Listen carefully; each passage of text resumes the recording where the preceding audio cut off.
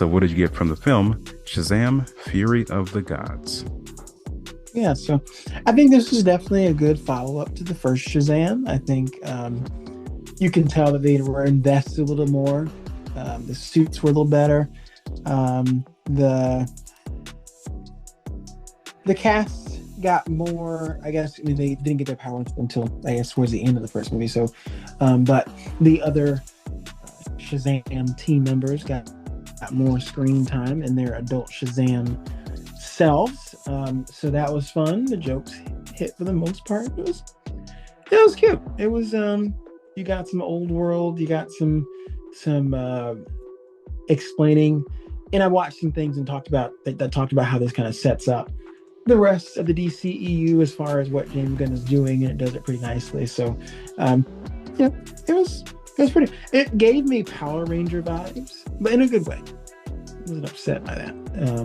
But it definitely nothing revolutionary, but still very kid friendly, kid like, and yeah. Yeah. I think I would say the first one is more kid like. I found a couple moments to be cringeworthy, especially with I mean I never have like seen when children use profanity, and Oh, sure. I found it to Yes. be very cringeworthy when they did it here, and Yeah, I blatant guess. product placement. Oh, I mean, yeah, tell me that. I won't say transform. Not transforming was bad, but it was in there. I think Um, this is worse. that I mean, yes, it was noticeable. Um, the kids thing, it's weird because they're kids, but they turn into adults. So are they adults? Are they? And they pick at that a little bit in one of the love interest scenes. They're like, this feels wrong. Um, so it is weird, and that's where again I just feel like DC suffers not because the movies are bad, but because DC is just a goofy universe.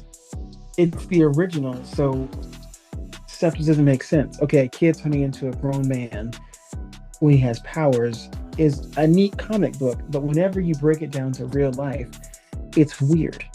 So is this grown man in the movies at least? He's just acting kind of like a kid, but is he a kid? Is he an adult? Can he have? He has a crush on Wonder Woman in this. Is that allowed? Like, can she reciprocate? I don't know. He's underage. He's underage, but he looks like an adult. But that's like, what do you mean by that? But no, he has power, so that's why. So it is weird. The whole thing is weird. But that's not the movie's fault. It's just the way DC is, which is unfortunate. It's also funny that Zachary Levi, the adult Shazam, acts more like a child than Asher Angel, who is the child. Oh, definitely. That is, yeah. The kid version is definitely having a lot of character development and growth. And adult Shazam is very much like 13 going on 30. I was thinking the kid Shazam was more like wooden, like he's way behind in Oh his yeah. acting, Oh especially. well, okay. Well, I didn't know if it was bad acting, but I thought it was just a weird. I thought bad direction. I thought that they didn't really match each other, and that was mostly the director's fault. Um, but I mean, the scenes he was in, I mean, he was either upset or trying to explain or sad, so he couldn't have more of the fun moments. And even in the first movie, the fun moments are when he was Shazam, so it wasn't that actor. Well, when you look at him compared to his best friend Jack Dylan Grazer, I mean, he's Mhm. way better as an actor, from what I can see. Or at least the movie gives him more moments to show that. Yeah, I think both. I definitely think that the second is true. Yes, they definitely give him more moments, but the first could be true as well. Be a better actor. I think he is. And Asher Angel, he's barely in the movie, really. He's mostly Right. Shazam. Yeah, it's weird. It's like, is it? It's not. I guess it's Zachary Levi's movie, but it doesn't feel like it is because he's playing a child. But it's not him. And there were a few moments where I was kind of pulled out of the movie and thinking about them being two different actors. So it's kind of a hard needle to thread, I guess. I was pulled out of the movie because it became a little redundant at times. They were kind of running in circles, especially in the second half of the movie. Because, you know, it's almost like one big action scene and they're running in circles, trying to get this one thing. I mean, there's not a whole bunch to the plot, but I mean, this film, I thought it was worse than the first one. I definitely think the first one is better. And I think it's already out there that Gal Gadot's in this one as Wonder Woman. But you know how she arrives and then she has her theme music? They changed it up. I like the first version better. Didn't they change it? Yeah, it sounds different. I didn't realize that. I mean, it sounds similar, but it's not the same. I mean, it's got that, what's the director who's taking over DC? I guess that's his, James Gunn. Yeah, James Gunn. I guess that's his change to it. But I think I like the first one better. That theme music. The Zack Snyder cut.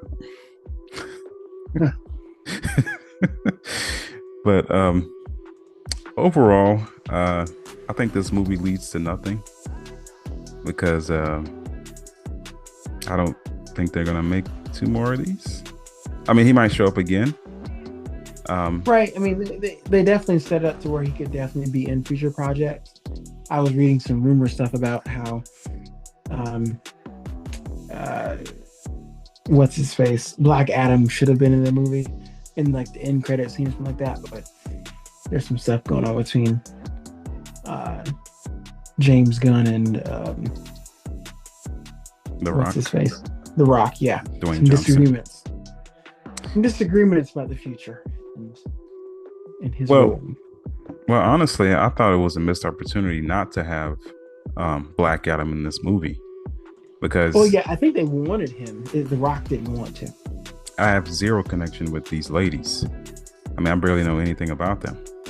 Yeah, so apparently they're out of the Peacemaker series, I believe, which I don't watch. I think I watched one episode, and it'll be in connection to almost like how the Thunderbolts is happening in the MCU. Essentially, this is happening kind of sorta in the DCEU. They're a part of this, and it's leading to I think a show on HBO about Amanda Waller and this group. So Shazam could possibly be on the group. Possibly. I think that's where he's going to be permanently, looking at these box office numbers. Thanks for watching. And if you would like to be featured on our podcast, make sure to click the link in the description.